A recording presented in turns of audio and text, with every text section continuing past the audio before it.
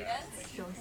And also, 语文课没有巧克力，语文课是爱心巧克力。它那个爱心巧克力，你看那个 yeah. And after the lesson, maybe we can take a group photo together. Is that okay? Yeah. 因为俩人。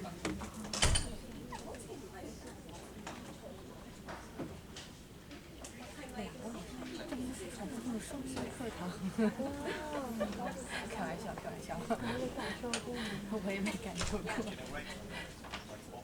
Yes, of course. Yeah, you can use the marker.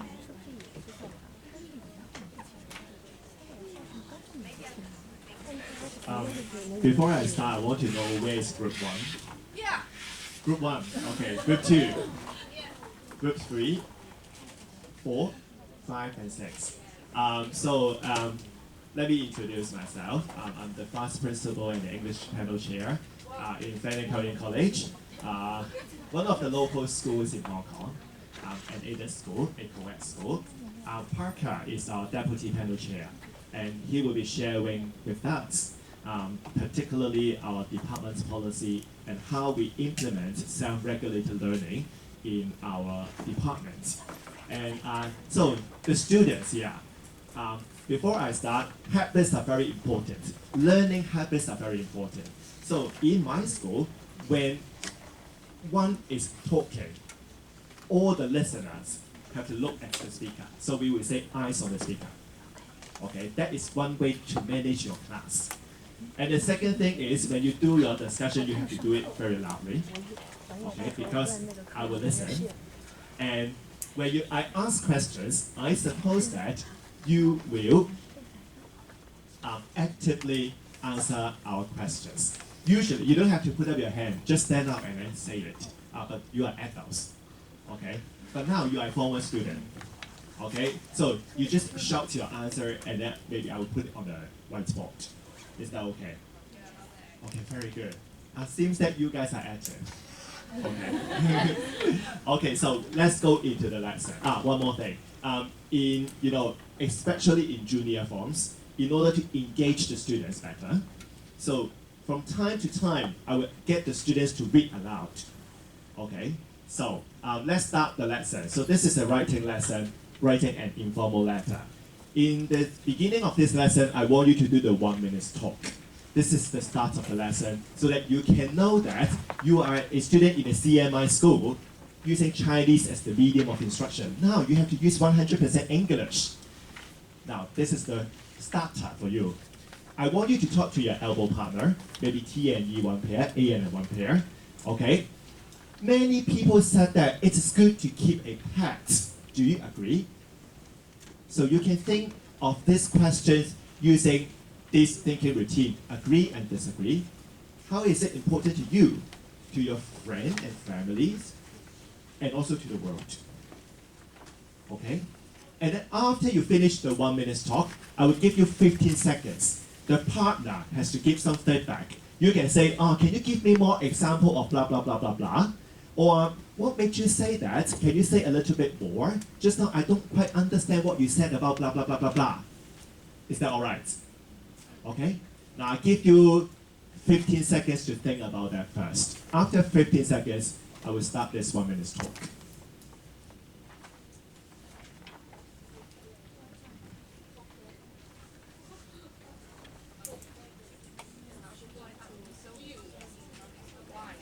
Don't start first. Thinking time, no talking first. Thinking time. Okay? Ready? Now you have to keep speaking 1 minute non-stop. Who is student T? Can you put up your hand? Student T? If you're student T, put up your hand. Student A, put up your hand. A. Oh? A. Okay, student T talk to student E, and then student A talk to student M. Okay, so student T and A start first. 1 minute. 1, 2, 3, go.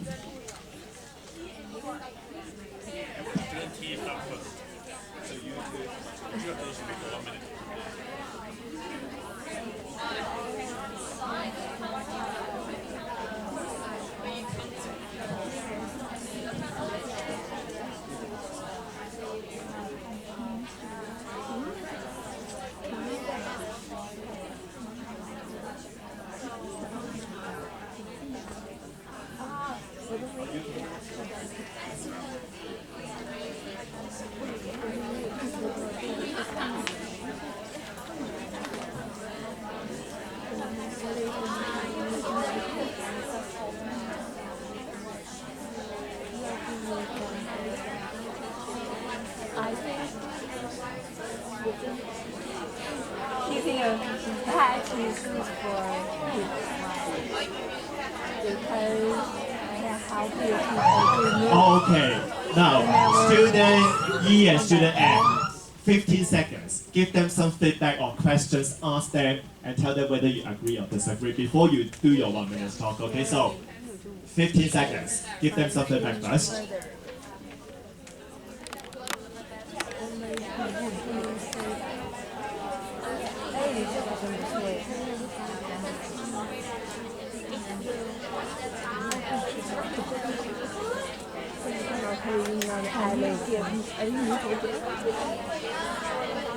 Okay, now students, eyes on Mr. Wong.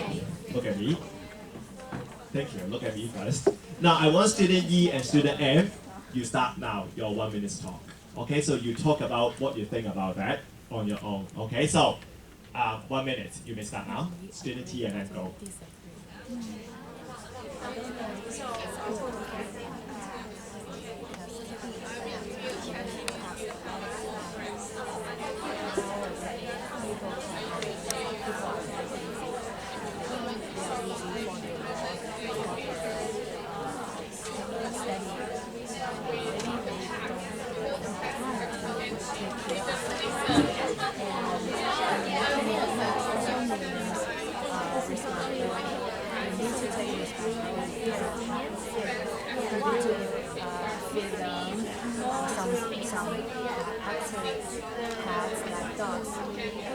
You also need to spend time working with them.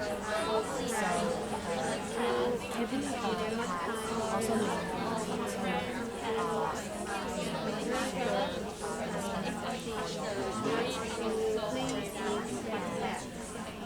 which is Okay, student A, no, student T and A. You give them feedback. Okay, 15 seconds. Now you may start now.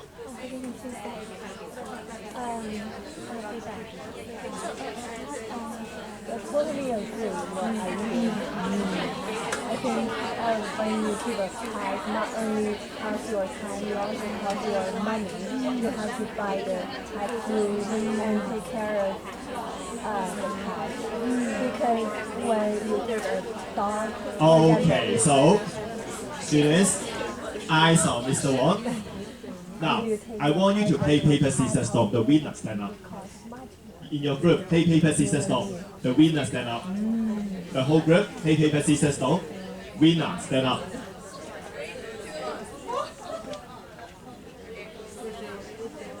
Okay, please stand up.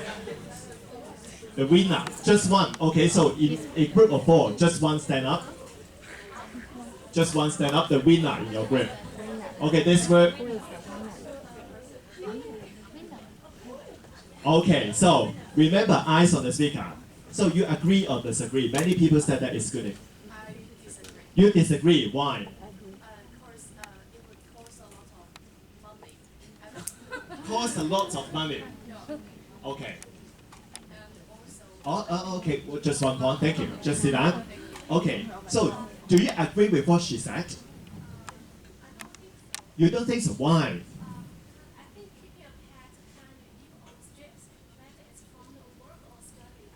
Okay, so it can relieve your stress.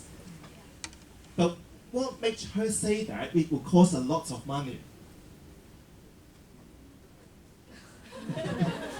Why do you think she said, wow, it gives you a lot of, it costs you a lot of money?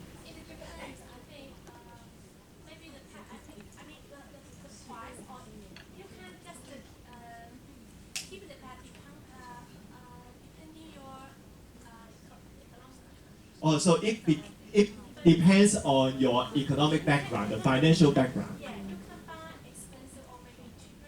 Oh, maybe you are rich. So money is nothing, right? Okay, sit down first. So there are 2 points. Which one do you agree? You disagree. Why? Oh, allergy. So why? Can you say a little bit more?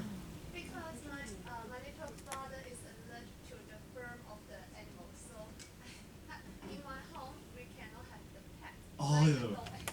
Oh, okay, thank you. You sit down. So what about you? I'm agree You agree? Yeah. Yeah, why? Because of I think they gave us company. Oh, give you company, right? But because we're loved and also supported. Okay, give you support. Okay, sit down. How can they give you support? Because it can some way release our feeling of loneliness because we take the pet as a dominant number. Okay, so sometimes we feel lonely. The pets can be your company, right? But you disagree or agree? Agree. Agree. So do you have something to add on? Same as she said. Okay, thank you. Okay, last but not least, what do you think? I agree with it. Okay, why? Because, when people feel lonely and depressed, the pet can comfort them and give some emotional value. Okay, maybe some emotional support. Yeah. Okay, thank you. So it seems that now, okay, thank you. So it seems that only two disagree, and most of you agree. But today, when you write an informal letter, you have to agree, right? But, wait. When you are going to the senior form, you have to think of the counter argument. You have to think about what the other side said, and then you fight back, right? So it's good that you think about how people disagree and why they disagree. And then at the end, you can have some elaboration and explain why you have to agree. Do you understand what I mean? Now, this is only the starter. Let's go through the lesson objective together. Let's read aloud that together. We are going to learn to identify. 1, 2, 3, go.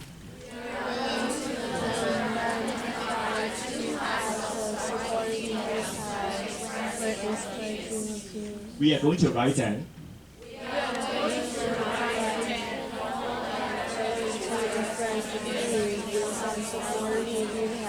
Now here, what are the keywords in the lesson objectives? Supporting details. So, supporting details. Here we have two types of supporting details, as you can see in the worksheet. Number one, statistics. Can you give me a simple word as a Form 1 student that you can understand what statistics are? Numbers, very good. Okay, what about personal experience? Story.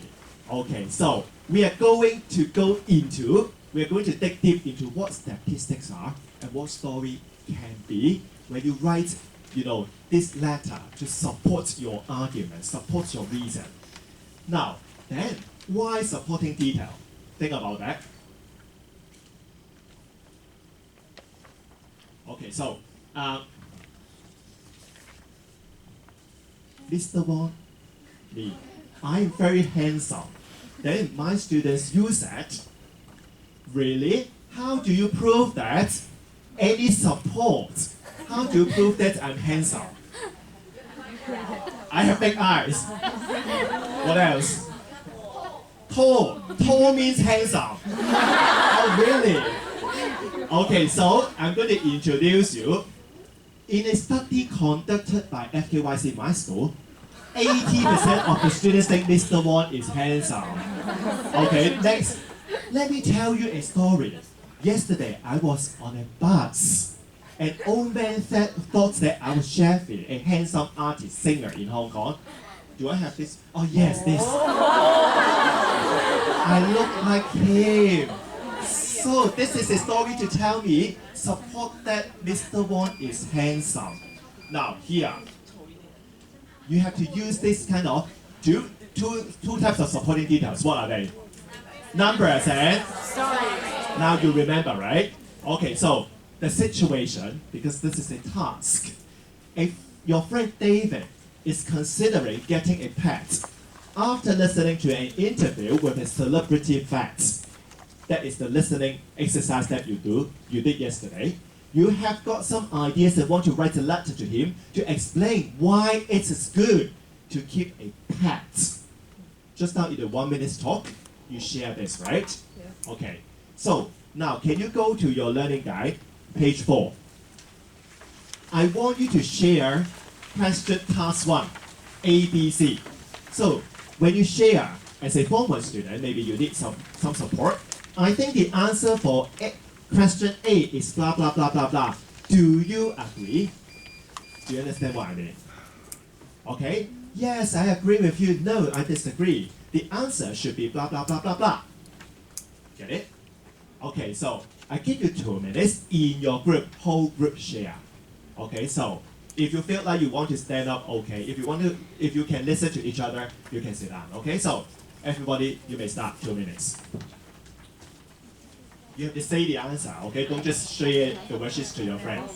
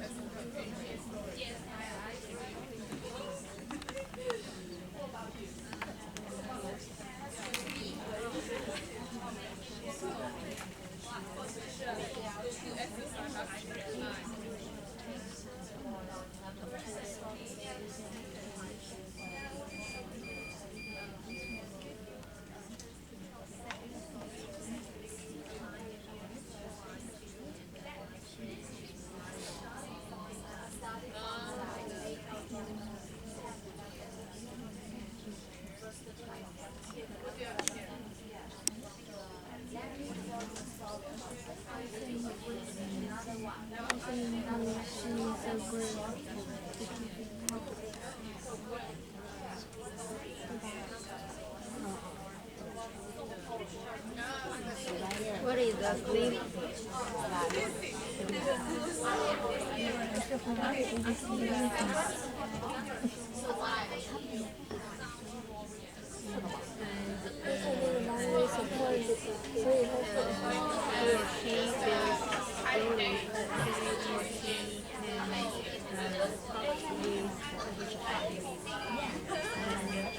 So he or she will feel happier and 这个是对，然后这个是 her story。Okay, time's up. So look at Mr. Wong. I know that you are excited about sharing, so please look at me first. Eyes on me. Hello. Thank you. Okay, so I want someone to stand up and tell me what is the claim here. Do you want to volunteer or do you want cold call? You like cold call? Cold call, that means I call your name. Oh, no, just now you answer. Okay, you stand up. Can you choose one person in your group to stand up and answer the question? I would choose my best friend, Tina. Okay, Tina. Okay, Tina, what is the claim here? I think the question for A is pets like dogs and cats give people a chance to talk and share stories. Okay, so you can sit down, thank you. I want Tiffany, do you agree? Yes, I agree. Okay, so thank you. Okay, pets like dogs and cats give people a chance to talk and share stories. Now, how many types of supporting details are there? I want you to show your finger, everybody. Everybody, 1 or 2, show me your finger. No, 5. We have taught 2 types, right? 2 types, we have 2 types. So where are they? Just now, Tiffany, you answer questions. Can you choose one person in this class to answer questions? Okay, Chelsea. Okay, what is the first one? The first one is about the statistics. Okay, so where is it? It lies on the The second sentence. Okay, so this one, right? Yes. Okay, thank you. Can you choose another person?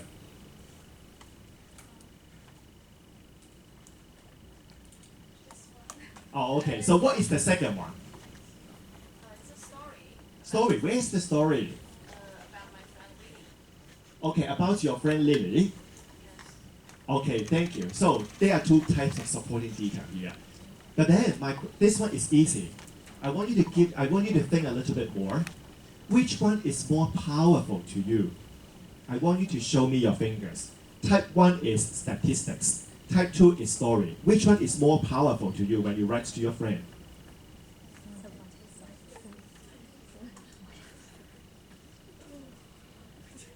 Oh, interesting.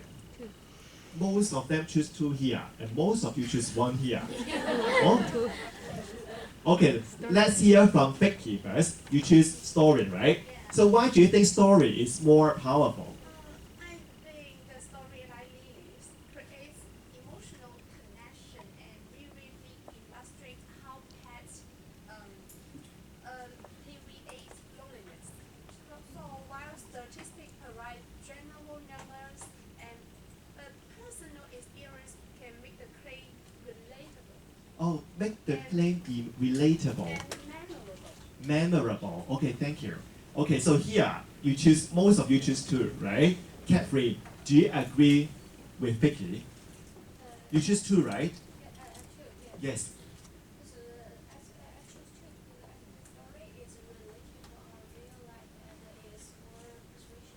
Okay, so it's more related to real life, so it's more persuasive, right? Okay, thank you. But this part here, you choose statistics, right? Can you argue? They said that it's more relatable, it's more related to their daily experience, right? But then you guys, you choose 1, statistics. Okay, you want to disagree with them? Yes, okay, why? Because I think the personal experience is just an individual case because it's not in general. Okay, it's not It's general. just Lily's case, not my case. Okay, so it's their own preference only, right? So it's not your case. What about here? What do you think? You guys, most of you choose 1, statistics, right? Yeah, why? Because the statistic is more objective More objective. and it's from a study which means the sample is more general. Okay, it's more general. Okay, so here, actually, now we finish this part, but I can say that now, for example, as statistics here, right? Next one. Personal experience. There is no absolute answer. It really depends on the case. Now, you have to consider the reader. Imagine I am the reader, right? Numbers may be too general, but then in the eyes of another, maybe to Parker, numbers are very important. I like numbers. Numbers can be very persuasive. When you write to your friend, you can ask your friend. Imagine this is your friend. Do they like story or do they like figures? Okay. You understand, right? So yes, numbers can be very persuasive. When you go to university, we learn how to do statistics, right? Survey. Now it's more powerful. But then it depends on how you set the questions. If you say, okay, tall means handsome, and then 80% say that tall means handsome, you understand, right? It depends on how you set the statistics. So it really, you have to be very critical about the statistics. But I'm not saying that statistics are wrong. Numbers can be very important. Think about in university, do they like personal experience or story or statistics? Okay, so it really depends on the reader. Do you see what I mean? Okay, so now, here, this is the mid-lesson check. We went through the half of the lesson. There are 2 types of supporting details here. What is the claim here? What are the supporting details here? You cannot see this in your learning guide. Yeah. I just want to check your understanding, and you have to monitor your progress. Okay? Now, I give you 2 minutes, you discuss with your friend, someone is sitting next to you, T and E 1 pair, A and N 1 pair. Okay, 2 minutes, you may start now.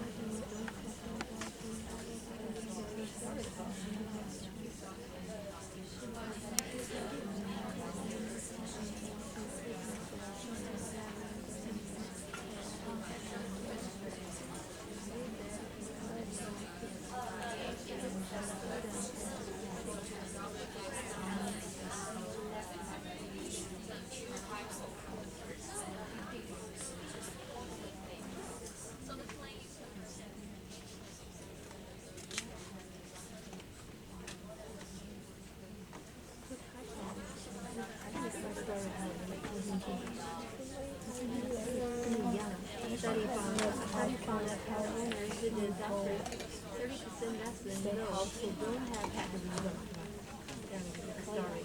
What are the things about this? ผม不一样理解。zero story. What is the claim idea? You need people who have tend to go to the doctor as hospital. We should advertise might help people stay healthy.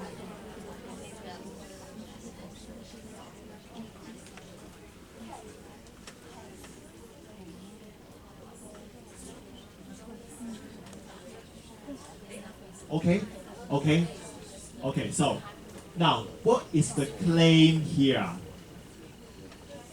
Whole class, can you read aloud the sentence?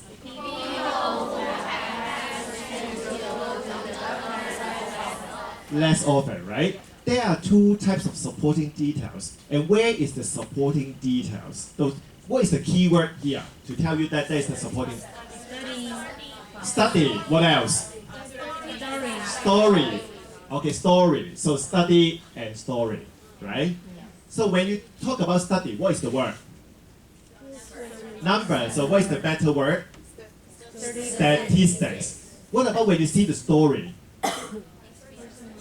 Personal experience. Okay, so we went through the two types of supporting details. Now I want you to show your fingers. 1, Mr. Wong, 0, I don't get it. I don't know what you're teaching.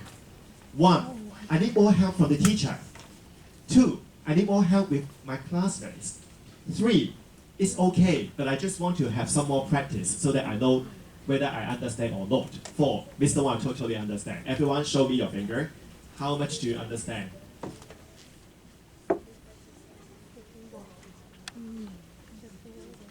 Okay, so mainly 3 and 4, I think you quite understand, but some of you need more practice. So it's your time. Now, I want you group 1 to 3. 1 to 3. Is it 1 to 3? 1 to 3. Okay, so you are going to write about you are going to use the supporting details to support pets help people make friends. Okay? Groups 4 to 6.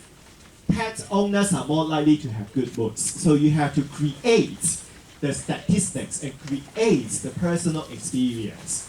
Do you get it? Now, how do you create it? You can see the language support here. When you talk about the personal experience, apart from telling me, let me tell you a story about Lisa. You can say, in my own experience, you can talk about your own. You don't have to talk about your friends, right? Or I remember a time when blah, blah, blah, blah, blah. So you use a personal story, but remember to use the past tense, which you learned 2 units ago. Okay? Let me share a personal story about blah, blah, blah, blah, blah. Okay? Now, if you talk about statistics, research shows that 80% of blah, blah, blah, blah, blah, research or studies have found that, okay, 300 students, or 300 people, blah, blah, blah, blah, blah. Do you get it? Okay, so I can see numbers here.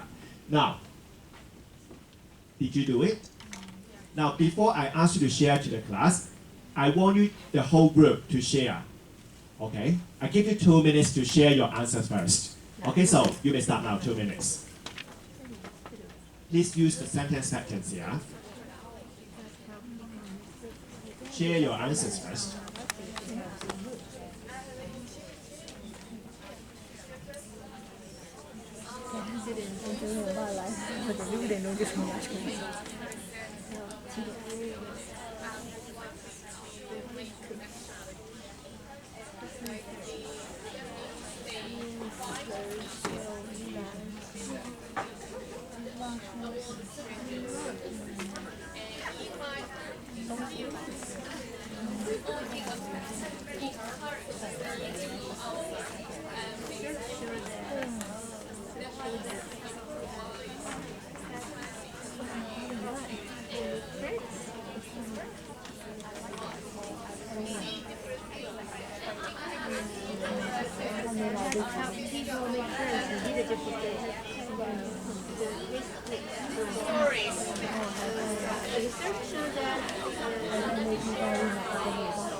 现在问题是我在到一块儿，我的尾巴。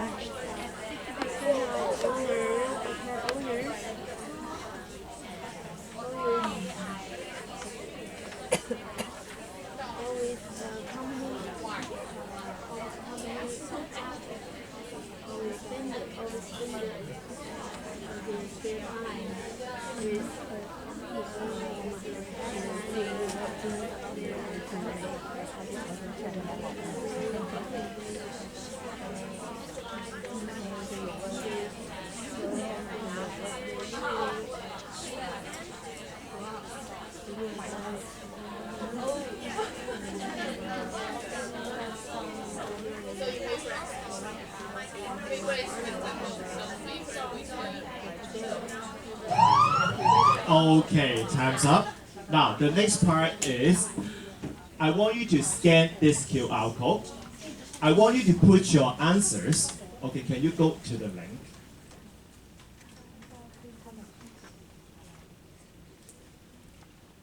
Oh, wait. Okay, so what I want you to do is, I want you to put on the Padlet. You have to wait a little while.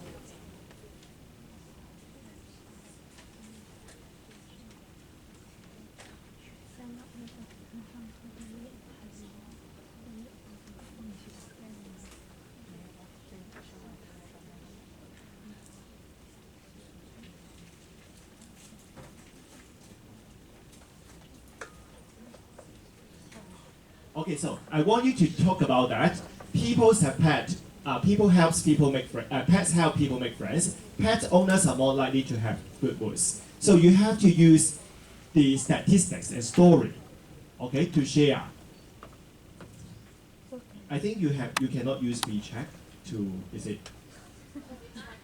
Yeah. I'm adjusting the setting.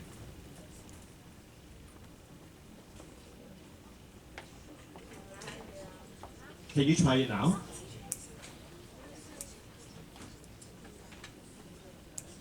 Okay now? Yes. Here. Now group 1, you add a button here. Group 2 here.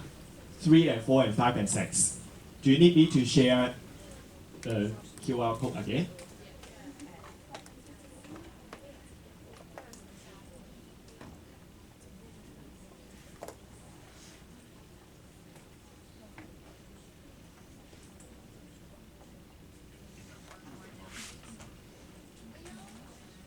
Okay, please use this.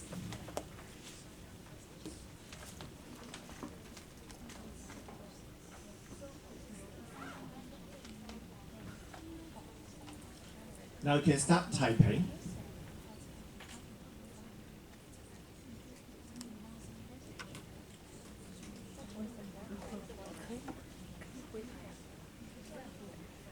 Yes.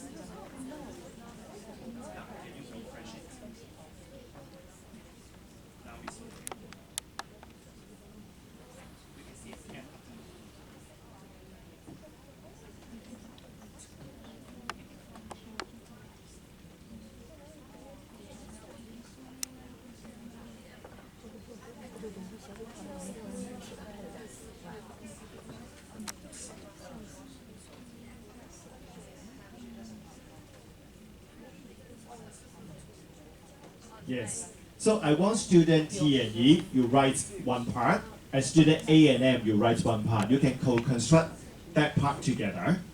So in each group, there should be 2 parts. One is statistics, one is personal experience.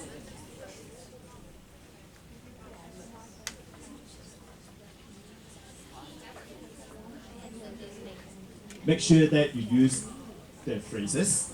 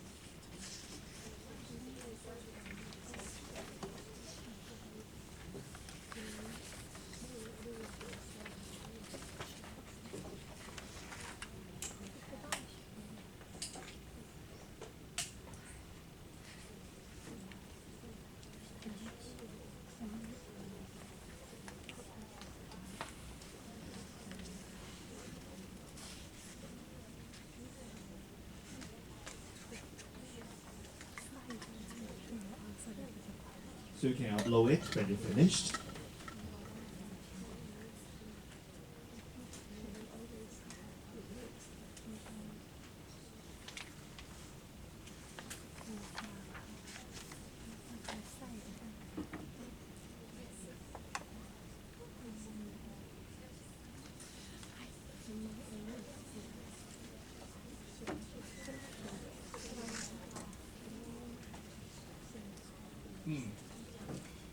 Most of the group has finished.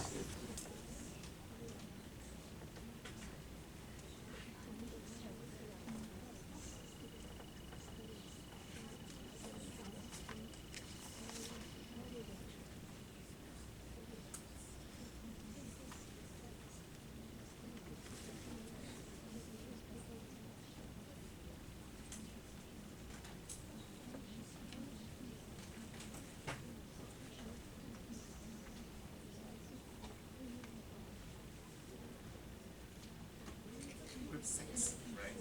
Are you typing? Group 5. Are you typing? Oh, no. No. The story. Okay, he's typing the story, right?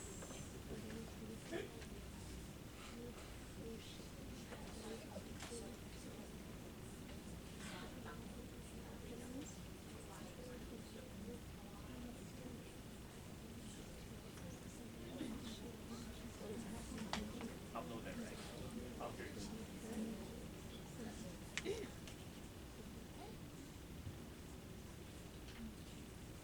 Okay, now, while we are waiting for group 6, let me tell you what to do first, because you need to walk a little bit.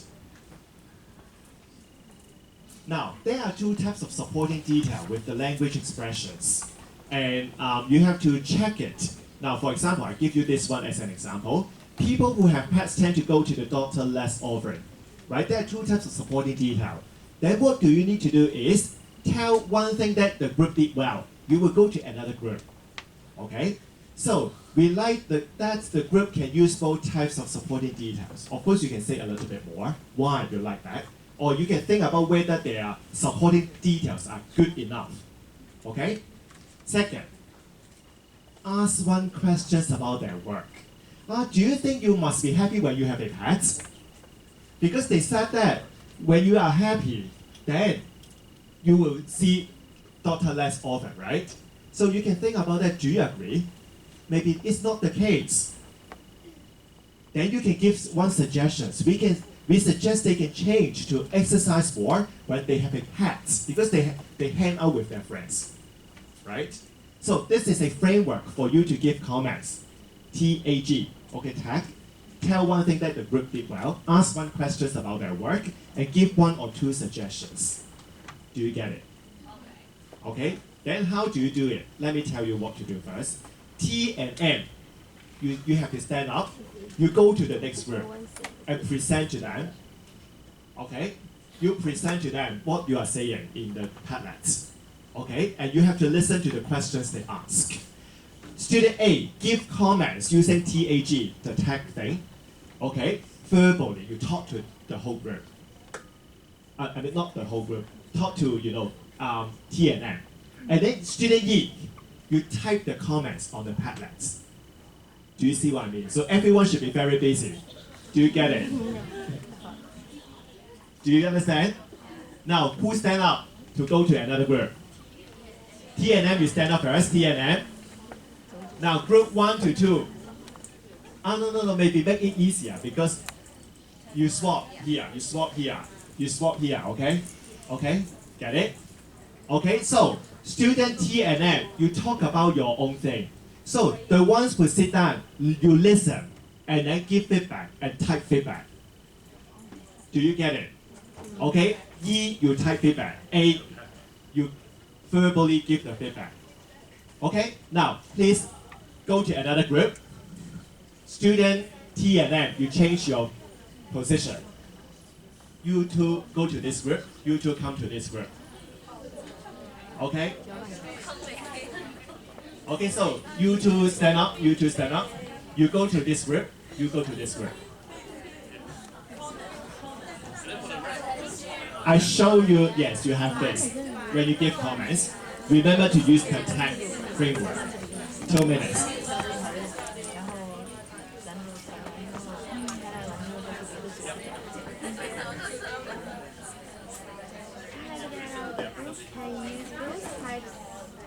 Okay, T, and then you present what you are saying on the panel.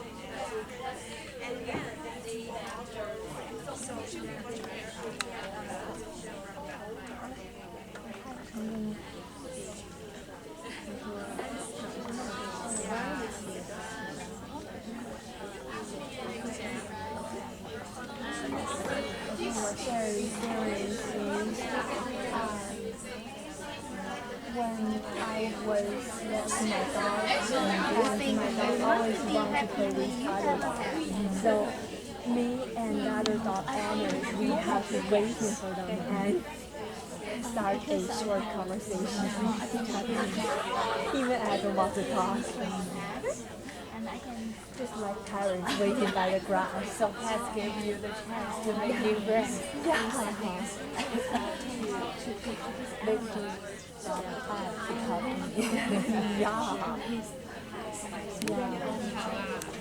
I also have guys.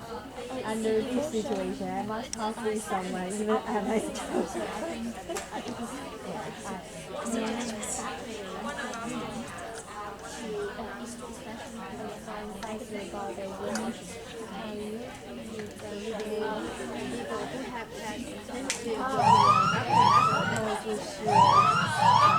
Okay, so student T, and then can you go back to your original seats first? Let me give you some feedback, or let me ask you like what you did. Which group do you want me to give feedback? I have no time to talk about the 6 groups. 5. Okay, let's go to group 5 here. Group 5. Here, now, let's read from studies found that 85% of the pet owner are more likely to have good and stable mood. Which type of supporting details are they using? Statistics. Because they tolerate the damage from pets daily due to their damaged behaviors at home. They tolerate the damage from pets daily due to their damaged behaviors at home. So they have good and stable moods. Do you agree? Do you agree? So, what does that mean? That means every day you suffer. So you have good moods then. Do you agree? No. You disagree? Who agree? Who agree? Everyone show me your fingers. 1, that means you agree with this statement. 2, you disagree. Everyone show me. I need everybody to give me your voice. 1 agree, 2 disagree. Oh, everyone disagree except you. Okay, so here, why do you disagree?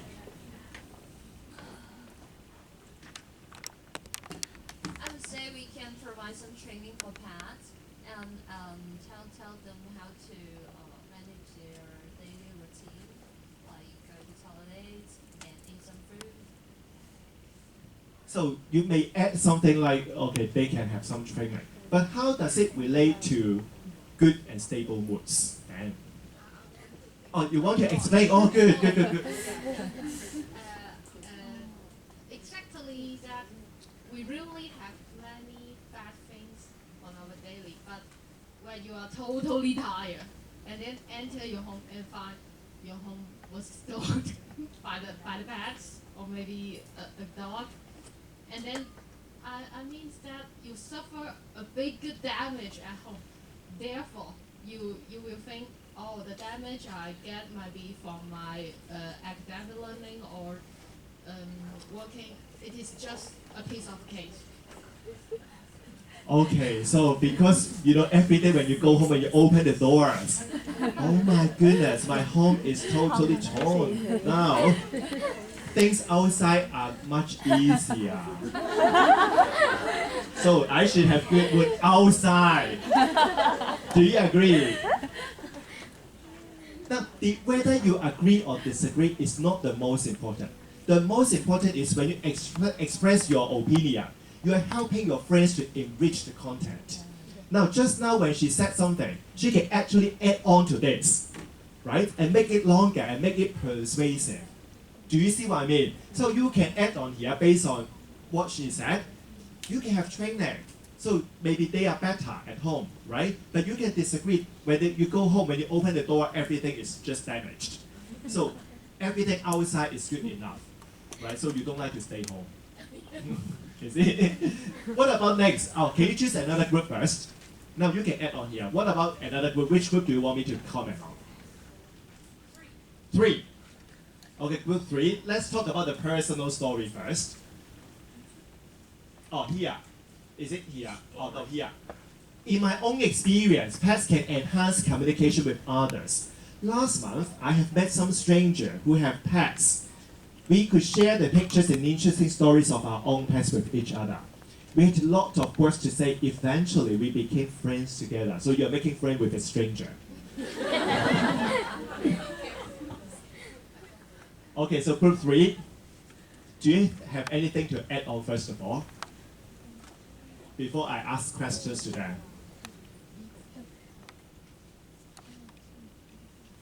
No, okay, so let's start with group 1. Can you think of one thing that they did well?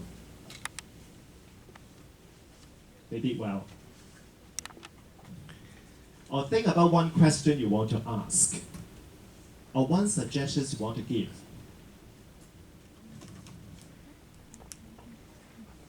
So I really want to ask, do you really make friends with that strangers? So I don't believe it at all. Okay, you don't believe that you make friends with a stranger. When you hang out with your pets, and then you see another pet owner, you make friends, you don't believe that. But what makes you say that they can make friends?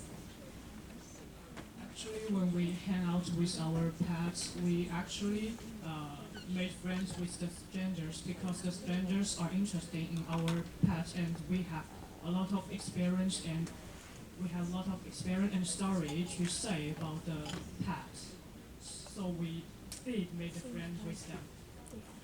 So it's not just sharing pictures, you're sharing your experience of keeping a pet. And you have something to say, right? Maybe when we do the dog walking or cat walking, the cat or dog, they make friends first, and then we make friends with their pet owners. Okay, yes. Sometimes it's not the pet owner to make friends first. The pets will make friends with each other. And then because they play with each other. And then you will play, you will share with each other. Oh, so something missing. If you want people to be, are you convinced now?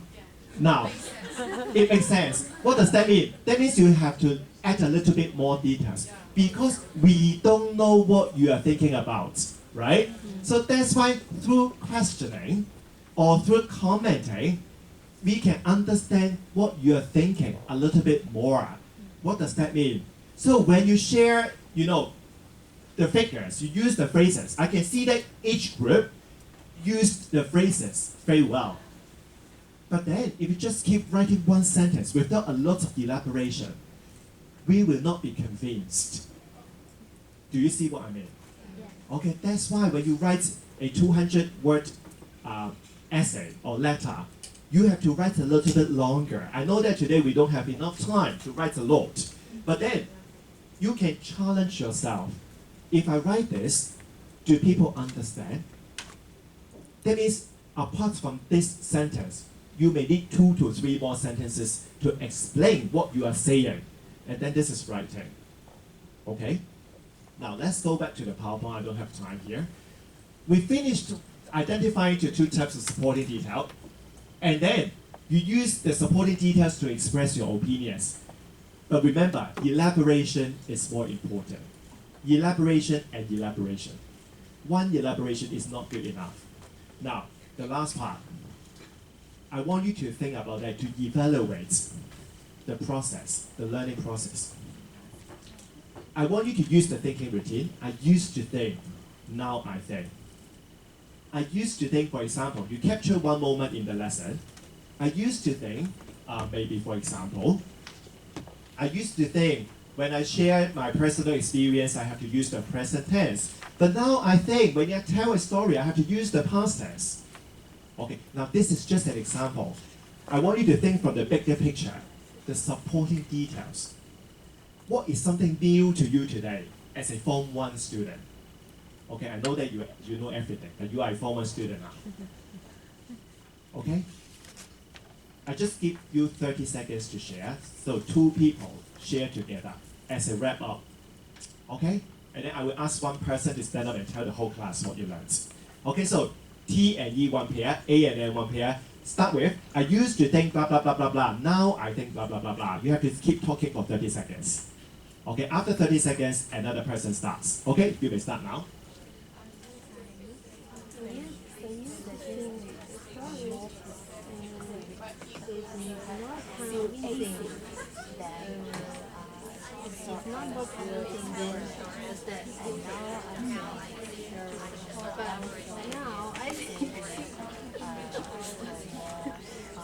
I think story can communicate otherwise to kids. For example, to detect, especially numbers.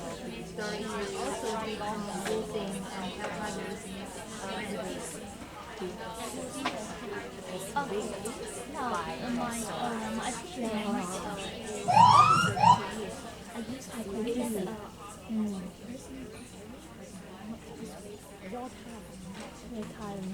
maybe I used to think keep a tight people lots of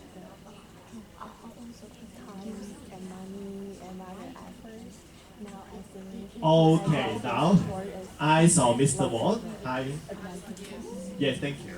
Okay, so I want you to do the wrap up.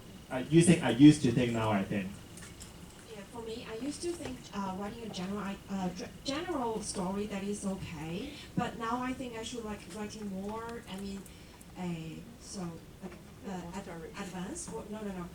I should write more details to convince the others and to show, like, to support my ideas.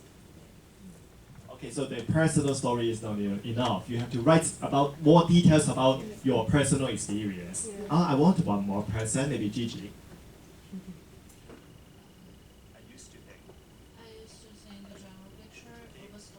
I used to say the general picture of the story is enough, but now I think details is better, and maybe add more statistics and some other convincing stories is good enough. Convincing story. Now, my last question. Can we use both together? Yes, you can. Okay, you can. So that's the end of this lesson. Thank you. And now, I would like to invite Mr. Mo to talk about, to explain the lesson. Okay, because we have a lot of department things, school-based things inside our self-regulated learning here.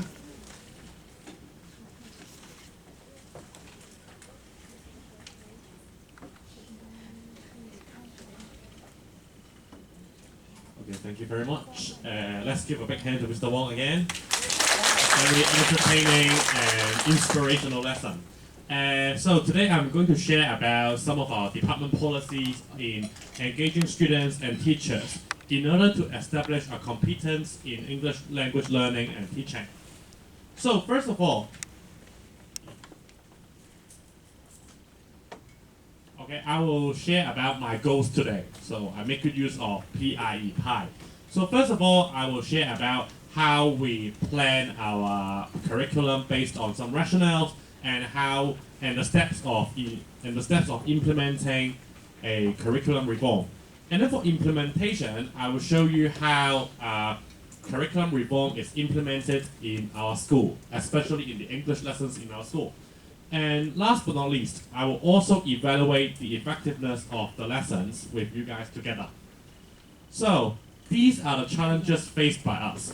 Okay, so we have concluded mainly 3 types of challenges faced by Hong Kong teachers. So first of all, we may face students' low motivation in learning English. Okay, because English is not their mother language. So in most of the time, they may feel very kind of bored and less motivated in the English lesson. And however, despite their low motivation, their parents still demand a lot from us. They want us to help them equip their English proficiency and something like that. And apart from being an English teacher, we have a lot of duties. Take myself as an example. I'm also one of the basketball coaches in my school. So apart from teaching English, we have to deal with a lot of duties. So these are the challenges that we may have to face. And apart from the challenges, we aspire to make a change in our school. So these are the 4 steps of making a change in our school. So first of all, we want to foster a culture of collaborative professionalism. We want to work together, not only receiving the orders from the middle level of our school, but we want to work together. And then we would also like to reflect on our belief. Okay, from time to time we have a meeting, and in order to have a common belief, and then we will refine our curriculum together. Okay, all the members of our department will refine the curriculum together in order to develop a lesson framework, so that every student can have a structured English lesson, no matter which teacher is teaching them. So these are the contents that I'm going to share today. First of all, I will talk about our belief. So this is our department's belief. First of all, we want to engage every teacher in our shared belief. Okay, so we have some common belief in our department. And this is the background of our school. We have 30 classes. Okay, 5 classes for each form. There are 6 forms in a class. And then around 15% of the students are cross-border students. So they have to travel across the border every single day. And then most of our students come from a low to mid socio-economic family background. So they are not very privileged in terms of their socio-family background. And then this is our school belief. We believe that every child has dignity.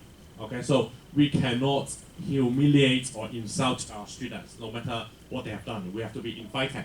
Okay, we want to invite them to become a better person or become a better student. And then we believe that every child is able to learn. So every student, no matter what background he or she comes from, or his or her learning ability, we believe that we can teach them and they can learn successfully. And then we believe that every child is able to succeed. So we believe that our child, when they graduate from our school, if we can help them find a correct platform, every student can shine after studying in our school. And this is our team's belief, and actually our school's belief. We believe that no one is perfect, but our team can be. Okay? With our efforts together, we can achieve more. So this is our L&T belief. We value engagement a lot. Okay? We believe that engagement is obviously correlated to students' academic achievement. If we can help our students engage, they will do better in their study, not only in English, but in different subjects. So the engagement includes different things. So first of all, their motivation in learning English, okay, whether they are active in the class or whether they are willing to finish their preparation. And then we also focus on their needs. Okay, we want to cater for the learners' diversity. And we want them to succeed in the learning process as well. So we want to create a sense of achievement, okay, a sense of accomplishment in the lesson, so that students will be more engaged in the English lesson. So based on our shared belief, every teacher knows that, and our students knows that, because when they, every day when they come back to our school, they can see our school belief in front of the school gates, okay? So we also hope that we can engage our students in day-to-day lessons. So I'm going to share about our curriculum development review. So there are 3 major principles, and the first one is learner-centered curriculum, and then we believe that reading is essential in engaging our students in their language development, and also we want to boost their confidence in their English learning. So this is the learner-centered curriculum in our school. So in every module, that means in every unit, we'll adopt a theme-based approach. So first of all, we'll always start with the vocabulary section because we believe that if the students do not have enough inputs, okay, they cannot like produce what we want them to produce. So first of all, we will help them acquire vocabulary based on some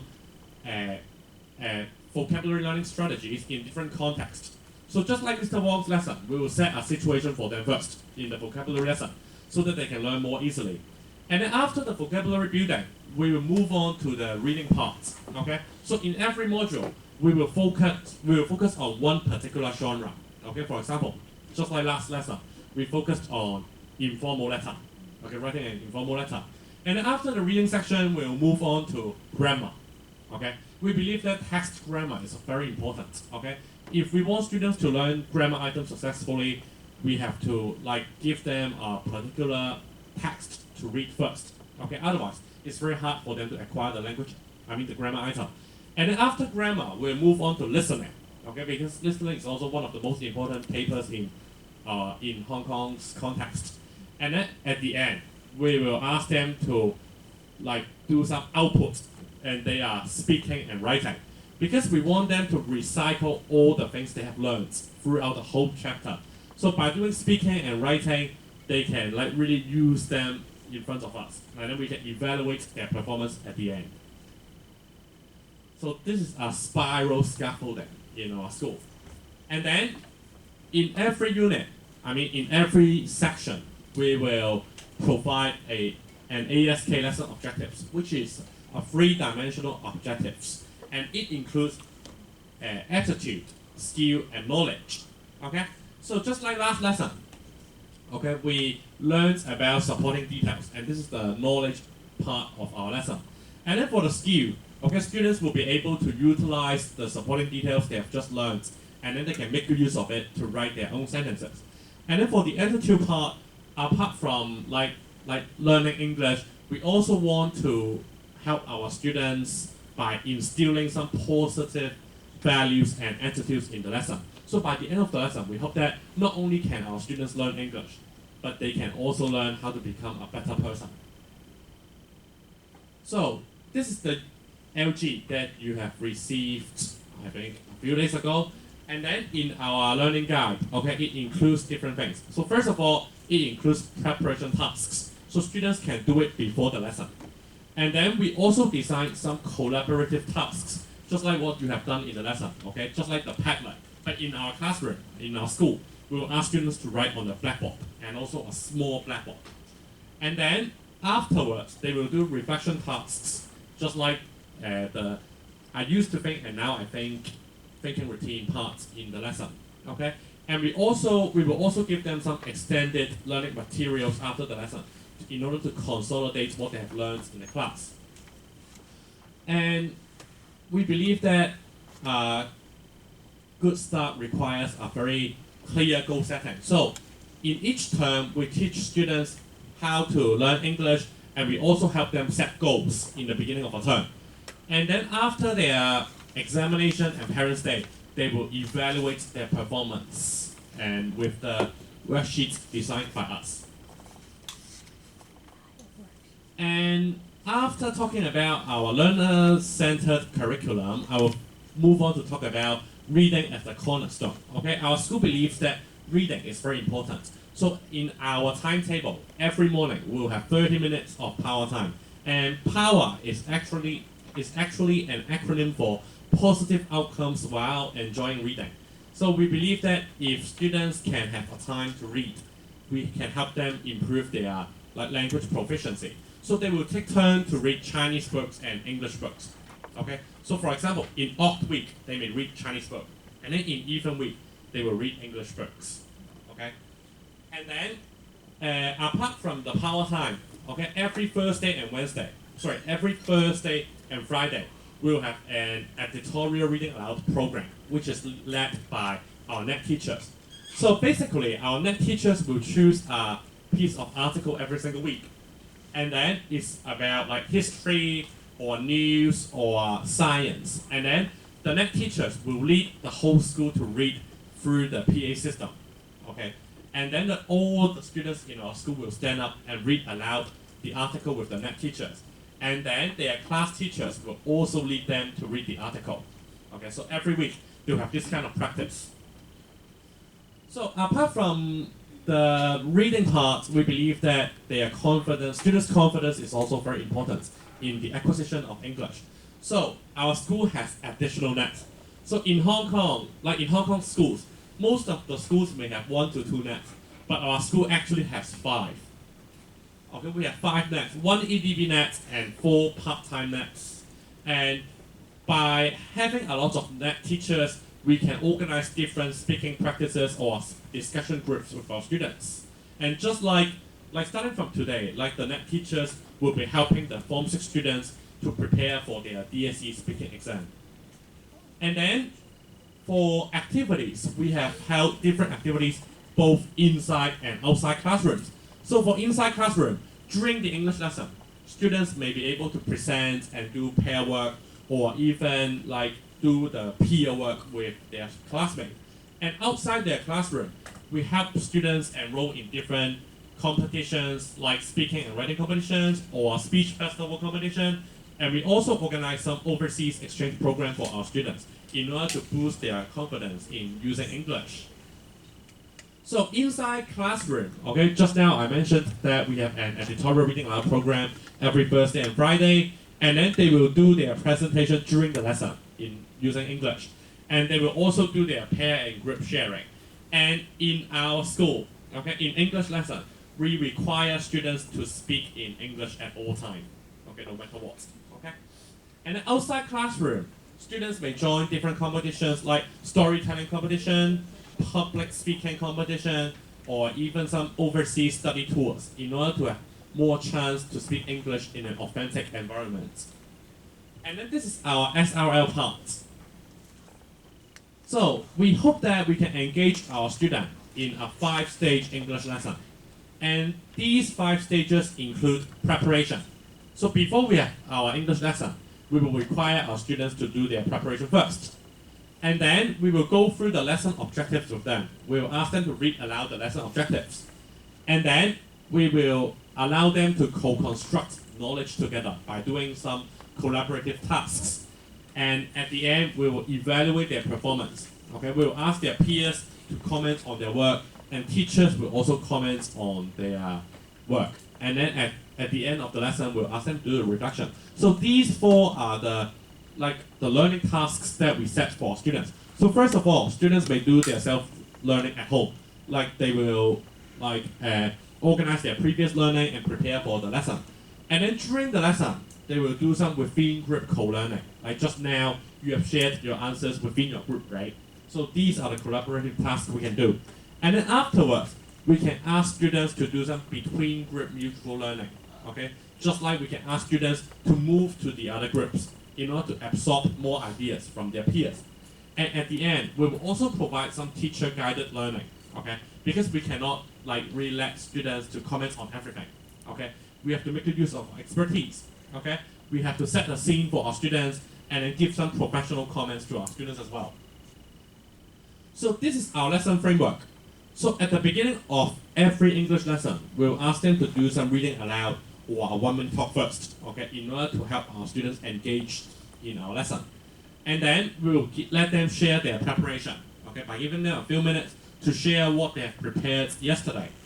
And then after we have checked the answers with them, we will do a mid-lesson check, okay, to ensure that all students are on the right track in our lesson. And then later, we will provide some collaborative tasks for our students so that they can work together and make good use of what they have learned that day and show us. And they will display what they have learned, okay, by writing on the Padlet or the blackboard in the classroom. And at the end, they will give feedback to each other, and we will also evaluate their performance.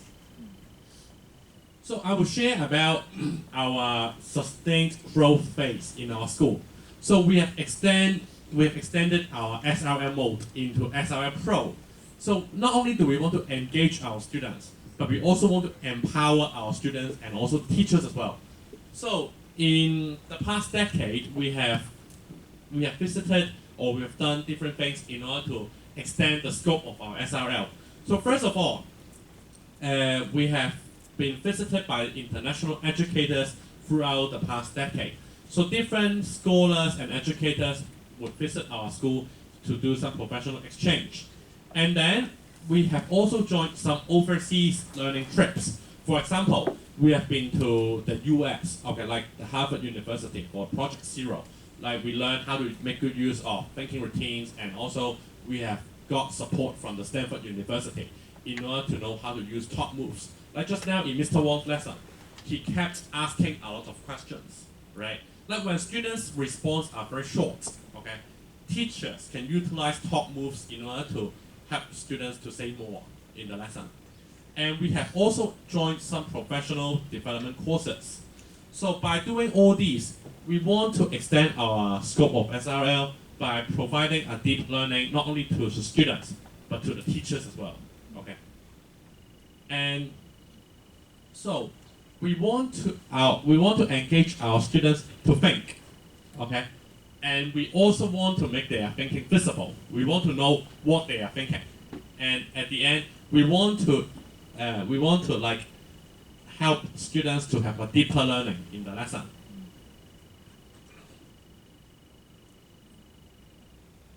And we have joined Project Zero organized by Harvard University. So in Project Zero, we have learned about teaching for understanding, okay? And we know that we have learned that in an English lesson, we have to offer a generative topic for our students. Just like last lesson, Mr. Wong has like designed a situation for us, okay? We are going to write a letter to our friend, okay, by asking him or her like to keep a pet, something like that, okay? We want to have a topic which is related to our students so that we can engage our students more easily.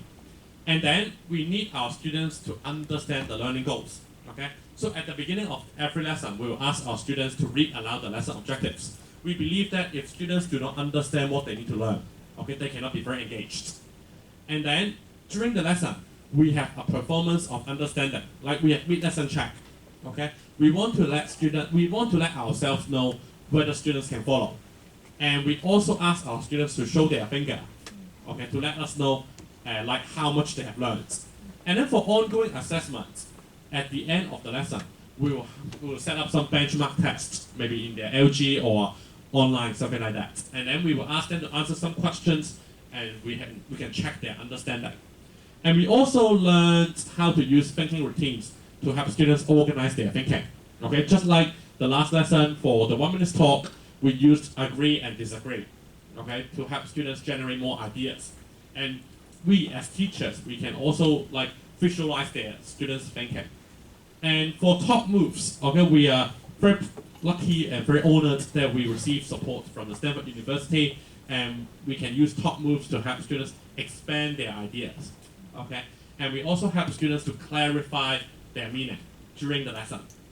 And we have also taken part in different video-based programs in order to like analyze our teaching, okay? So we will videotape our lesson, and we will work with different scholars. For example, like at U Hong Kong, the University of Hong Kong, and the professors in there will help us analyze our lessons and give us some valuable feedback. So just now I've gone through the lesson framework in our school. So I'm going to share about how we make the thinking visible in our lesson.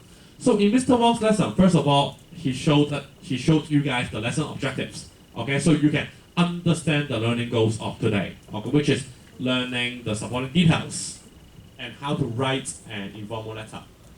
And then afterwards, we use a 1 minute talk to engage our students. And Mr. Wong has used the thinking routine agree or disagree, okay, by asking our students to think of the ideas from different perspectives. So first of all, individual perspective, and then family and friends, and then later on, like globally, something like that. And the students can expand their ideas. And this is actually a top move for students. So when after students have listened to their peers, they can make good use of the language support to comment on their friends' work, okay, and try to challenge their ideas. And then after the 1-minute talk, is the sharing of preparation. So students will know that their preparation is important because they have to share their answers during the lesson. Then, before the lesson, they will do it more seriously because they know that we value their preparation awards. And this is an ongoing assessment. So during the lesson, at the middle part of the lesson, we have used a mid-lesson check in order to give students a chance to share what they have learned with their peer. Okay, this is actually based on the contents of this lesson. So we ask students to talk about the claim and also to identify the type of supporting details during the lesson. And we ask students to display their learning by writing their ideas online. So we make good use of the online platform Padlet today. So we divide our students into different groups and they are responsible for different parts of ideas. And each of them will be responsible for maybe like 1 to 2 parts only because of the time constraints. And then after they have displayed their learning, we will do some peer commenting. Okay? So, like in our experience, if we do not give students like a way to comment on their friends' ideas, in most of the time, they may comment on their friends like their handwriting. Okay, like, oh, your words are very beautiful, or your handwriting is very ugly, something like that. They cannot focus on the lesson objectives. So we have decided to use the thinking routine. Like this is actually called appreciate, wonder, and suggest. So first of all, like we want our students to be positive. We will ask our students to like appreciate their friends first. Okay, talk about what you like about your friend's work. And then we will ask our students to ask questions. Okay, is there anything you don't know? Is there anything that you want your classmates to clarify? And then later on, we'll ask them to give their friends some suggestions. For example, how they can do better. Okay, is there anything that you want to tell them? Something like that. And then at the end of the lesson, we will do a summary with our students by using another thinking routine. I used to think and now I think. We can help students consolidate what they have learned by thinking about, like, in the past, how they thought about, like, supporting details, or packs, or writing an informal letter, and then after the lesson, what they have gained from our lesson. So we can help our students reflect on the, like, knowledge and skills that they have learned. And more importantly, we hope that we can, at the end of this part, we can help our students, like, gain some new insights based on their attitude. So we want to focus on all these because we want to make our students' thinking visible. We want to know what they are thinking. So we believe that, like at the very beginning, I mentioned that in our school, we believe that no one is perfect, but a team can be. So we really believe that teamwork makes the dream work. So by working together as a team, we can help our students to improve in a more effective and efficient way. So thank you very much. Maybe let me explain a little bit more before you can ask questions. Just now, actually, one way that you feel self-regulated learning maybe, throughout the process, do you find that I would keep asking questions to check your understanding? And I also use the fist to four. You have to show me your fingers to point out how much you understand.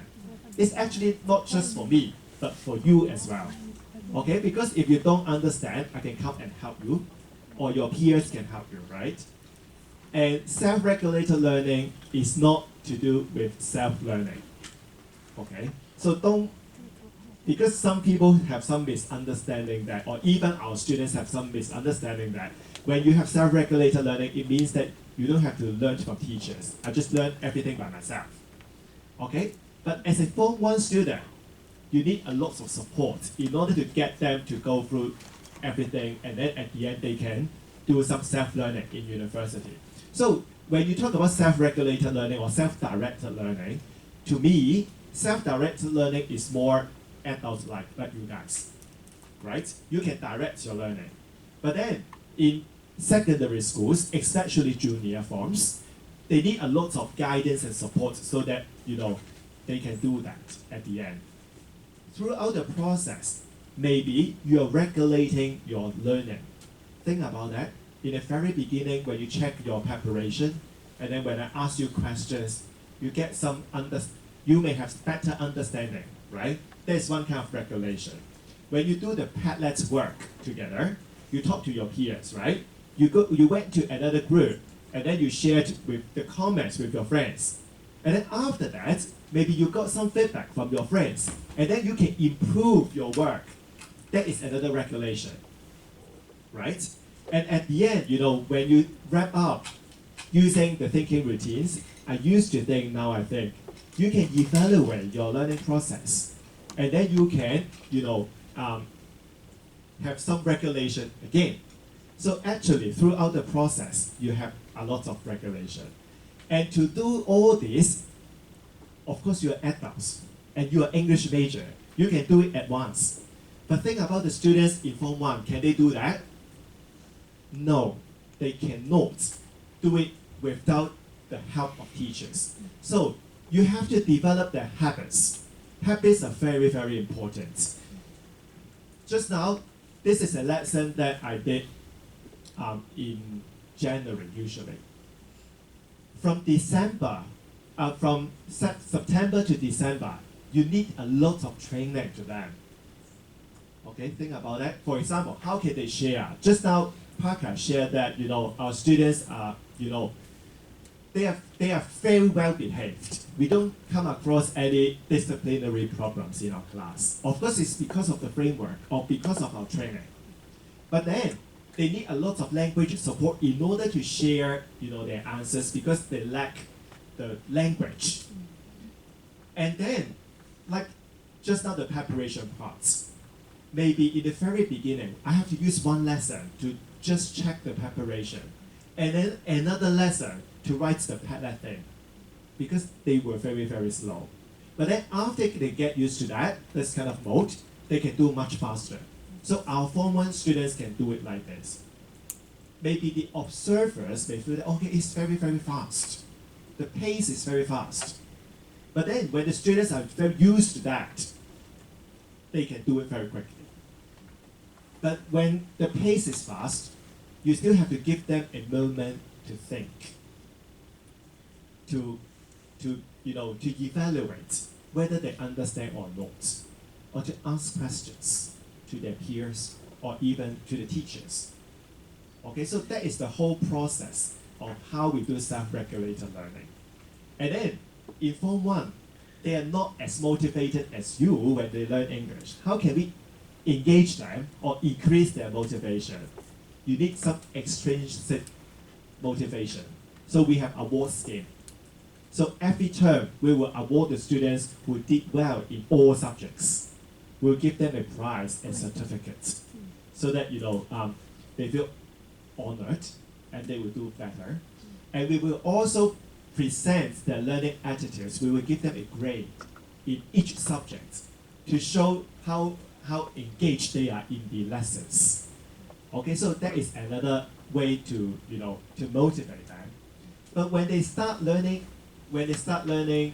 English, your charisma is also very important, right? Think about that. If I always show my long face, if I'm very straight, will students answer my questions? They will feel very insecure, right? They will be afraid of making mistakes. So our criteria for employing English teachers is you have to look happy. Really, you have to look cheerful. And you have to be very dramatic, right? So this is the quality of being an English teacher, because this is not their mother tongue. This is not just a foreign language, but this is a language from another planet, right? So your gesture, your way of communication is also important in order to engage them. And then they will be more active and more motivated. So this is how the things go behind the lesson. Everything is planned, and of course you need some dynamics there, and that's why sometimes I will ask some questions and put them on the board, and then I will keep asking why and why and why. I have to think fast as well, right? Because their ideas can be very, very interesting. I have generation gap with them, right? Sometimes I don't know, I don't understand what they are talking about, and they teach me. And then I also have to think and respond to them and turn them into learning, right? So this is called construction of knowledge. I never believe that I can teach everything, but they can help me, and then we can learn with each other. So this is how we go for the lesson. So is it Q&A now? Yes, questions? I just want to know whether students can use Padlet in the classroom. Yes, they can use Padlets. And why not? No, we can get the iPad. Okay, we can give them iPads. I think this is very common in Hong Kong. Yeah, very, very common in Hong Kong. But another way we can show them a picture of using the iPod. Apart from Padlets, very interesting. I share a story to you. 2 years ago, I went to MIT and Harvard to attend some lectures. I found that in these two very prestigious universities, no technology can be used in the lesson. Why? Because they want the students to be cognitively engaged, right? If you have some distraction like mobile phones and iPad, no, you cannot think. They need a lot of thinking. So we have a lot of handout. You can download from Moodle maybe, right? No, we have to print it and take it to USA and then read the paper like paper. It's terrible, right? So in order to engage our students, we don't use Padlets a lot because when you as adults, you can talk. If the students keep using the Padlets, they will type their own things and do not talk, right? That's why we use this iBoard. We call them iBoard, idea board, so that they can really talk and write and then present and make the whole classroom as an environment to make thinking visible. Okay. Just like Mr. Walker mentioned, what is NET? Is that a program or something? NET is the native English teachers. It's a scheme. The foreign teachers. Funded by the Hong Kong government. Yeah, funded by the Hong Kong government. Each school is given one. I want to ask, like in your lesson, we do many teamworks. So in the future, when we do teacher in our classroom, how can we organize the students? Like many students are high achievement and someone is low achiever. Because our team are randomly organized. Yes. How can you like organize this? There is a secret behind it. All student T are more capable students. Okay, all student T, they are the leaders. They are the capable students. They sit next to the student E. Student E is less able. Okay, student A and M are average students, and the seating is like this.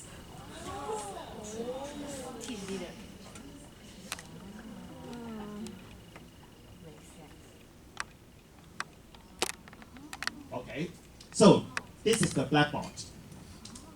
Student E, student T, right? Student E is always facing the blackboard because you are worried that they are distracted. Okay, student A and M. Okay, so student E is supported by student T and student A as well. Okay, so that is the secret. So when you have some kind of group, because do you remember that we have the belief that every child has dignity. We don't stream the students into different classes, so we don't have a top set or the best class.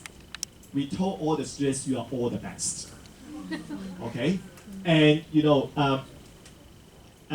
so we have the mixed ability group here.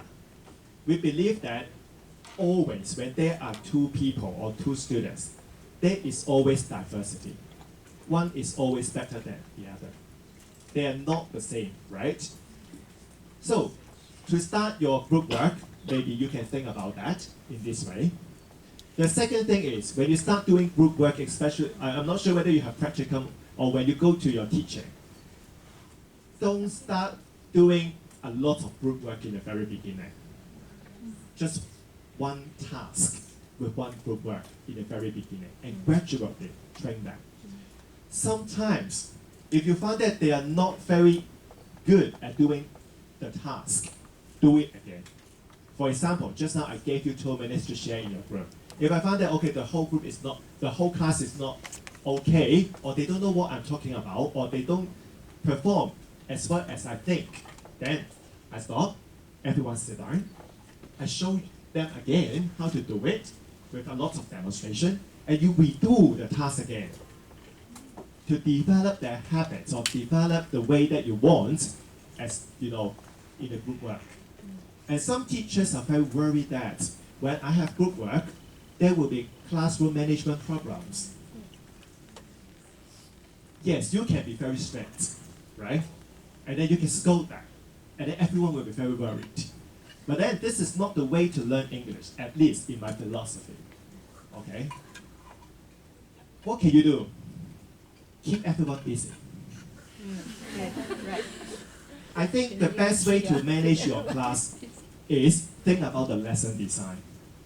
If you have very good lesson design to keep them very busy, there's no way out, right? They will be engaged in your work, and then you don't have to manage them a lot, right? So this is something that you can think about. So I always say that not 100% of the students are always well behaved in any classes, but they can perform very well in your class because of the lesson design. Okay, so before you go into the classroom, think about what you are going to teach and how you teach, and no gap time. Of course, you can have some thinking time. Tell them, in this 15 seconds, you're all quiet. Okay?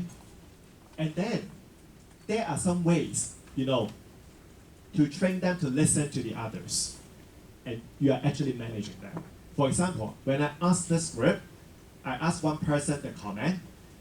Next, I will ask you whether you agree or disagree. If you cannot listen, how can you blow smoke? Right? How can you elaborate? So this is actually one way to control or to manage the class. In this, we call it casual checking. You always check, make sure everybody's on task because you check their understanding anytime. Yes. And besides this, I think I would also like you to think about what are other strategies that can make sure that all the group members are on task. For example, preparation time. Right? The student have to do the preparation one day before. Right? And also make sure when you have group work or pair work before the big group work, right? So how can you prepare everybody in these pairs so that they can really focus on the task, for example, the language support, the timing, isn't it? And also the expected outcome you'll check afterwards. Yeah, all different kinds of strategies are very important as well to keep them focusing on the learning. Yeah. If the task is too long, for example, you have to spend 10 minutes, break it into 2 parts, no more than 5 minutes. And then after 5 minutes, get everyone to come back, okay, to get them, to wrap up a little bit first before you move on. Then that is one way to avoid any distraction. Some students will become free riders, right? And I really admire the way that they actually not just for example, what's the purpose of using group work? To enhance students' learning, right? Better than individual learning. How? Because they have to think independently. They also have to share their ideas with each other. They also have to reflect and cross-check, and then also give suggestions, ask questions, and reflect on their learning. So all different kinds of things are enhancing students' thinking, not just completing the task. That's more important. What is the focus of learning? Think about that every little step. What is the focus of learning within that 2 minutes? Yeah. Yes. And any more questions? What about the observer? Yes, thank you. It's okay. I just wonder, because this lesson is very well organized and it must require a lot of effort. And I think it's only one teacher are in charge in one part of the lesson, or the teacher in the teamwork, they work together to design the whole framework. Usually this question is asked by in-service teachers. They're more practical about, the workload, right? Yeah. So it depends on the culture of the school. In our school, we shared all the teaching resources together. So if I prepare this lesson, the other 4 teachers in the form do not have to. They just follow my PowerPoint. Right? We divide the work together. So think about if I have 10 lessons in that unit for 1 month, then every teacher has to prepare 2 sections. It's a way easier, right? Yeah. And because I'm quite experienced. No, I'm very this is my 19th years of teaching. And doing this kind of work can be very fast to me. For this lesson, like 45 minutes, I can prepare everything. Oh. And I have ChatGPT. all the samples, for example, all the paragraphs were written by ChatGPT, not by me. Like page 4. Can you see the bird? Can you see that paragraph? It was written by ChatGPT. I don't have to spend time writing. Right? Oh, questions? Thank you. I have a question. Just now you want us to show our opinion on the palette. And I thinking the process may be a little bit difficult for me. Most of the time, how can you catch the hint to question the idea and inspire them to get more collaboration? It's quite difficult in a quick way. Yes. How can you do? How can you do that? Actually, there are 2 ways. The first way is when you are typing, when you finish typing, some of the groups are still discussing, right? You immediately look at everyone. And then in the classroom, because they are writing on the little blackboard, right? When they are writing, I keep going to different groups and see, and then check. That is the first way. The second way is when you are typing, when you are exchanging with other groups, like you are going to another group to present, I actually find which group is the best for me to give comments on. Okay? But because, I'm very familiar, I'm quite familiar with the curriculum or what I want to teach. So I just asked you which group you want me to comment on. I quickly went through everything. Okay? And then give the comments. But I have something behind. I know that when I write this, my students can notes, give very detailed elaboration based on my teaching experience. So this is my focus. I will look at whether they give enough, elaboration. So I keep questioning. And then from the questions, I can conclude that, your elaboration is not good enough. So this is something I have inside my mind before I actually do it, right? But this is based on my experience. And because, I understand the students in my school very well.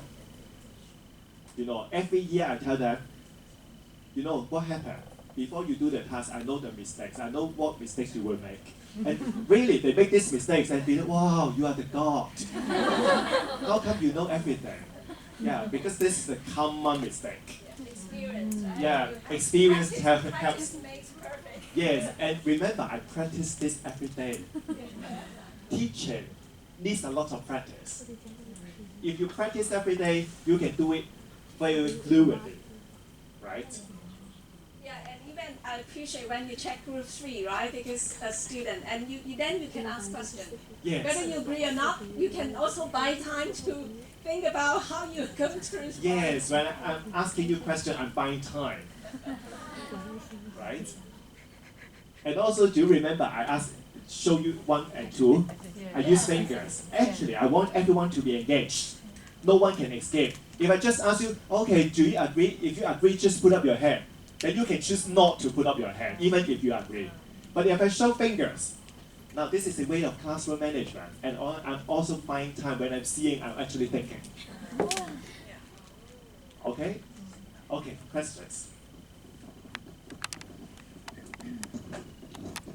Just you mentioned the one five-stage lesson, right? So first stage is preparation. I just yeah.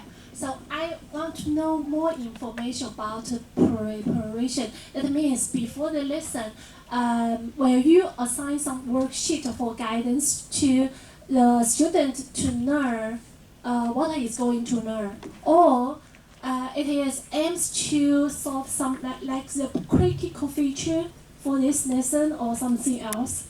And the third is when they finish the preparation, it comes to the class. So did you spend a little bit of time to check their preparation result or something? Okay. Okay, so the preparation is like this. This is learning guide. And actually, we borrowed the idea when we visited the schools in Guangzhou, in Shandong. So learning guide in Chinese is 导学案. Yes, I think you know that, right? 导学案, right? And so the preparation is inside the learning guide. So every time, because we have prepared all the learning guides for, for all units in all forms. So when we teach, we just get the students to answer, to prepare to answer the questions inside. That is the preparation. But of course, this is not just to answer questions. For example, if you go to page 4, you can see that I give them some input, types of supporting details, right? I give them some support here. It's not from the textbook. Why? Because I found that when I want to teach how students persuade another person, the critical feature is they need supporting details, right? Then I try to find out the 2 types of supporting details online, ChatGPT, right? And of course, based on the curriculum. And I found that this is the most important thing that I want to teach, okay? And then I try to put inside so that they can read by themselves. And I have to design some questions that they can understand. And when they answer the questions, they will understand what supporting details are. Because the questions themselves are actually helping them to check whether they understand what supporting details are when they do the preparation on their own, without my guidance. Okay? So basically, every day, we will get the students to do this kind of preparation work. Okay? Yes. Oh, yeah. Okay, I want to know, after the class, how to make the assessment, teacher assessment, peer assessment. Yes, because this is a writing lesson, right? So we will get students to do the writing. And then when they do the writing, we will remind them that they have to use the supporting details. Then we can check whether all the students understand supporting details. And before the writing lesson, actually we have the writing plan. Every student will complete a worksheet, which is a writing plan. And then in the writing plan, we will intentionally tell them they have to use the supporting details. By that, when they write the writing plan, we can check whether they understand supporting details or not. And then when they do the writing, of course, we will check their understanding. Okay, so this is how we assess the students. And also, sometimes we will ask them to exchange their writing with their peers to help them check whether they have the supporting detail. Right? So this is the way. But of course now, do you know that in Hong Kong, a lot of schools, including my school, are using AI to do the marking of writing, because marking of writing is just terrible. I'm sure that you can imagine the workload. But then, one thing that we cannot get the AI to do is, we required all the English teachers in our school to write personal feedback to students, even when they use AI to mark. I think one way that AI can do is help you detect the grammatical mistakes. But AI can also give feedback, but they are not the feedback that you want. For example, AI don't know that I want the students to use supporting details. So I have to write, some feedback on whether they can use supporting details, even when I mark this piece of writing on AI. Okay? So this is a way to assess their understanding, and students can give feedback based on what I want to teach. That's very important. Don't be replaced by AI. You have your values. you know what to teach, and the AI don't know. Even they don't understand the students, right? You have to give them comments that are comprehensible to them. They understand the comments from you, but sometimes they don't understand the comments from AI. Too advanced, right? Oh, question. Mr. Marco Wong, thank you for your wonderful class. And I'd like to ask, are students in the same group every class, or they will switch the group? And how we can make the students active in the group work? Or will we give them some rewards or something else? Or maybe I ask Mr. Mo to answer these two questions. He is also an expert in this. So in our classroom setting, so in every classroom we have 8 groups of TEAMs. So they will be seated in throughout the whole term in every subject, and then they can work together. So they will be quite familiar with their classmates. And then during our lesson we have different collaborative tasks, right? And in my approach, so in every lesson I will ask them to do a 1-minute talk first. And then because of the the constraint of this classroom, we cannot perform today. But in my class, every single term, every single unit, I will ask them to find partners, 4 different partners. Okay, we call them making an appointment strategy. So I will ask them to find their 12 o'clock partner, 3 o'clock partner, 6 o'clock partner, and 9 o'clock partner. So every one of them will have 4 different partners. They cannot find the same person. So I will give them the criteria, okay, of finding partners. So every term will be different. But for their 12 o'clock partner, I always ask them to find their best friend, no matter what. Okay? Because I want them to start their lesson with someone they are comfortable with. So if they are asked to do the 1-minute talk with their best friend, like their 12 o'clock partner, they will be able to speak freely. They will not be scared of making mistakes. And then by every single unit, I will ask them and I will help them find their new partners, so we can help them, we can make our lessons more refreshing to them, and they will feel less bored. Okay, but I will always ask them to start with their best friend. Okay, it's about their emotional engagement in the lesson. Yes.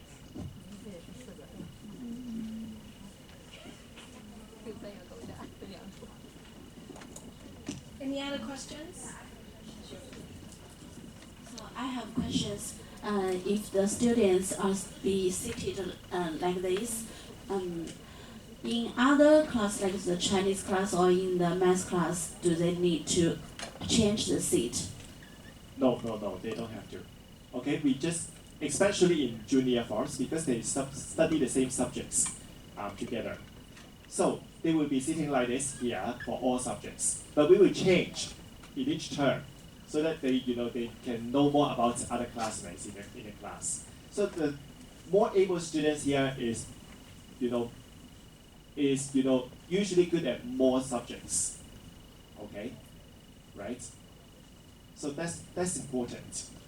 How long is each term? How many terms? Usually we have 3 terms in a year. So from 3 terms from September to November, and then November to March, and then March to June. So around 3 months, right? Yeah, around 3 months. Any other questions? I actually have a question about the role of textbook. Because I felt like that you have spent a lot of time on writing the teaching guide, a learning guide as well. And it seems it's like an adjusted version of the textbook, or is actually supporting the learning of the textbook. What is the role of the textbook in the process of learning? The textbook is important. They serve as a base for us to develop the materials. The textbooks cannot fit all the students in Hong Kong, right? Especially if you find that, if you read the textbooks carefully, you will find that the level of difficulty is getting higher in Hong Kong, because they want to cater for the elite students in Hong Kong. So how can you use the textbook better? Is to adapt the textbook. So we adapt the things here, and also you have to read across all levels in the curriculum, so that you know what to teach. And sometimes, for example, like this, statistics and personal experience are not something in a textbook. Then I have to add on to, to make this learning guide. But things like grammar, reading, you can use the textbook a lot, right? But for writing, they have a very short question, and then ask you to write without any support. Then of course we cannot. We have to provide a lot of things here.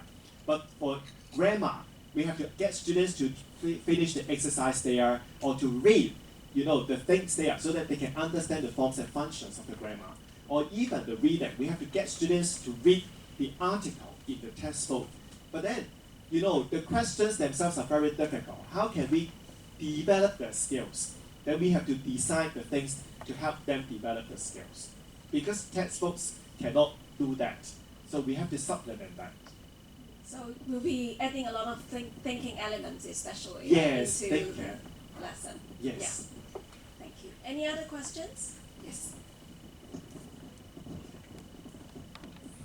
Actually, I got two. So the first one is, will you adopt more collaborative skills or competition in your class? Which one is more? And the second one is, what kind of advice will you give for in-service or pre-service teacher to become a more experienced teacher in pretty short time? Very short time. Okay, in classroom, I would say we use more collaborative tasks because they have a lot of individual tasks before the lesson and after the lesson, right? So during the lessons, we have to make good use of the grouping. This is the good school setup. So we have to make full use of it, okay, so that, they can have more collaborative learning or peer learning. And also, especially junior forms, if you get the students to sit for 50 minutes, especially the boys, sorry gentlemen, they cannot sit quietly and be engaged in the task. So that's why, we have to make use of their mouth. Otherwise, they will talk about something that you don't want to listen, right? That is one thing that you can think about. But you have to, when you go to a school, you have to really feel the vibe and context of the school. If the school doesn't have this kind of setup, and you can do it by yourself, but it takes you a lot of time. So in the very beginning, if you find that the school doesn't have this kind of setup, maybe you have half-half, or even 70% of individual work and 30% of collaborative tasks. But if the school has this kind of setup, then you can do more. So it really depends on the training of the students and also the school context. That is the first question.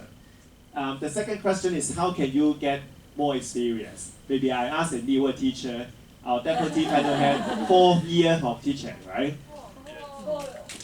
So just now Mr. Wong said that he's in his 19th year of teaching, and I'm currently at my 4th year of teaching. And I think for pre-service teacher, I think the most important key is to get yourself prepared mentally. Okay, you have to understand, you have to expect what you need to do as an English teacher. So Mr. Wong always, he shared with me, for the teachers training program in Hong Kong, it usually requires 5 years of study. Okay, in order to get ourselves prepared that, we are going to become an English teacher very soon. So we have to understand our role. Okay, apart from marking or teaching, we have to think about what kind of lesson objectives we want to deliver in our lesson. Okay, and then for in-service teachers, I think, take myself as an example. I think we have to be willing to learn from different people. When we have free time, we have to step out of our comfort zone. For example, we can listen to different seminars, and then we try to engage ourselves in different workshops, something like that. Okay. For example, I think a few months ago we went to HKEAA, Examination and Assessment Authority seminar together. And then by looking at the statistics, okay, we can generate some new ideas in improving our learning and teaching. And then we in our school we will have the approach of open class. So in like maybe in January or in April, we will invite different colleagues among Hong Kong schools to come to our school, and then they will observe our lessons, and we'll do some professional exchange. Okay, so I think by opening our classes, or not only like sometimes it depends on the school's vibe, and we may not be able to open our class in the public, but we may like invite our colleagues to observe each other's lessons, or we can observe some more experienced teachers' lessons, and then we can gain a lot of insights with each other. And then I think it helps us improve a lot as well. One more thing, I think theories are very important. Really, when I was young, like you guys, when I was a university student, I didn't feel like theories were that important. I felt like if I could teach, then what's the role of theories? But now, as a vice principal or as a developer of the school, I always think about, I always find theories, right? And 2 weeks ago, I shared with my colleagues about one theory and how we can put into practice. So if you want to, gain more experience, the first thing is keep learning and keep reading. And try out the things in the theory. And never afraid of making mistakes. Then you will gain more experience by reflection, by your experiments. Yeah. I think it's almost time, right? Yeah. So let's give Mr. Wong and Mr. Wong a nice round of applause. And maybe take a group photo now. So maybe we take one from the front. Leo, please help. And then maybe